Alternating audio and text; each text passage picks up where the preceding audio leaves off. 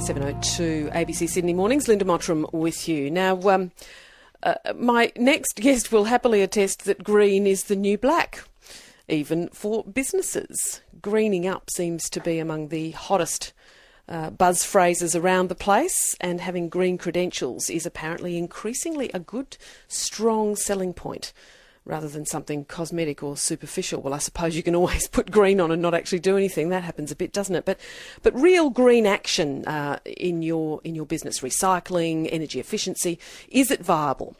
If you decide to go down this path with your business, is it actually going to cost you more, or is it better for your business? Well, Nathan Lingard is from a company called GreenBizCheck that provides environment certification to businesses. And he joins us this morning. Nathan, thanks for your time. Good morning, Linda. Thank you. What percentage of businesses are now taking green action? Linda, majority of businesses do take some time of green action. I think even from large businesses through to small businesses, everyone in business has the right ethos that they want to do something. So basic things like recycling and doing good where they can is generally in place. Do they get a return investment out of that? Unless it's structured, not really. And I think that's where a lot of corporate green initiatives tend to get led down the garden path, so to speak. So what do you mean there?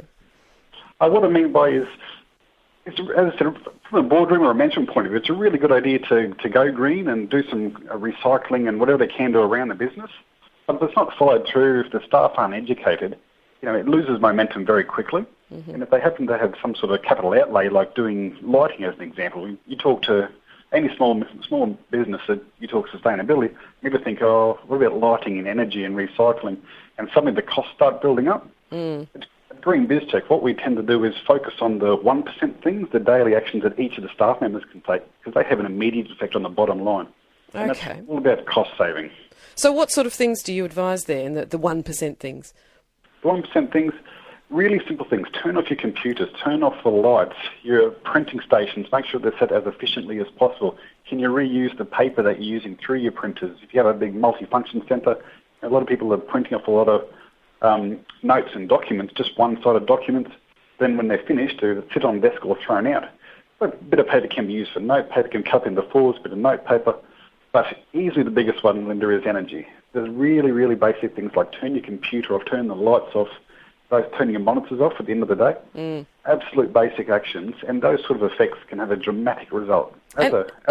Sorry, keep going. Oh, I was just wondering, we've been hearing this for a long time. Is it still actually something that's not widely practiced, or it is widely practiced now, the turning off of the energy sources, that sort of thing? Part of, unless the outcome is relayed to the staff, they'll do tomorrow what they done yesterday if they don't understand why you're doing something.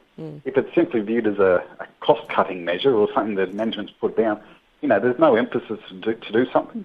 But if you show them this is what you're going to do, this is the reason why you're going to do it, but also do the follow-up again in 3 months' time when you receive your energy bill and say, just by switching off your computer, we've saved X amount of money, or something a little bit more relevant to the staff is just by switching off all your computers, there's 600 kilos in carbon emissions per person that we've saved just by doing that outside of hours. Nothing strenuous, nothing taken away from your day-to-day activities. Just a simple action like that is 600 kilos alone. Yeah, and so what's the saving to a small business or any business likely to be from those 1% actions you've talked about?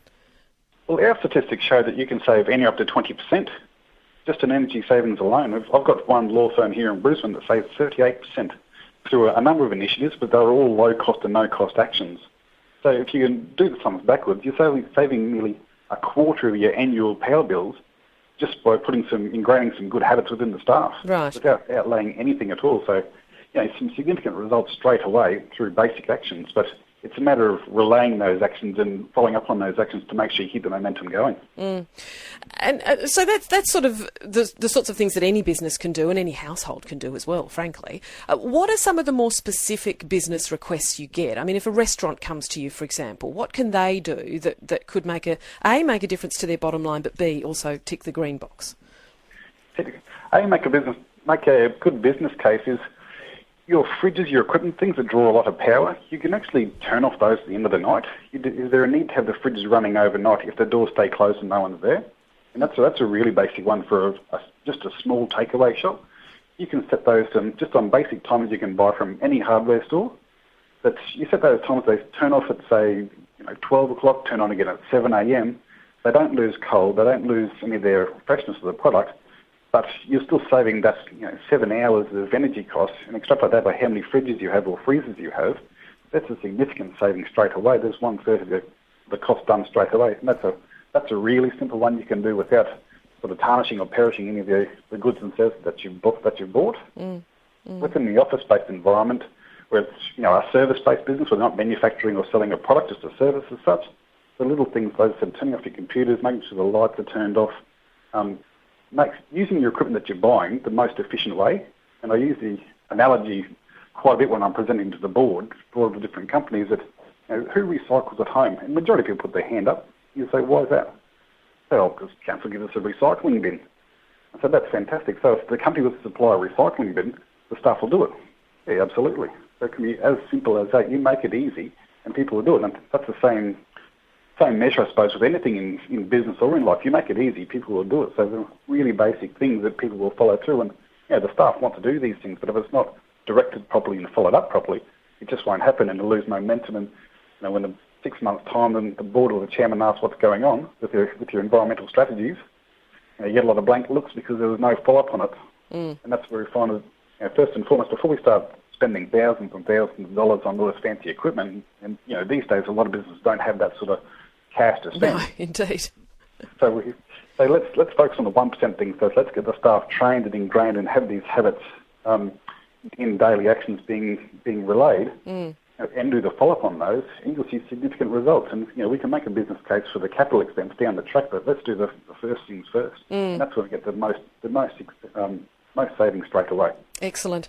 Okay, so for businesses that are thinking about these things, start small and get bigger, and there is a business case can be made. Nathan Lingard, thanks for your time today. No problem. Thanks, Linda. Bye-bye. Nathan Lingard is from GreenBizCheck in Brisbane.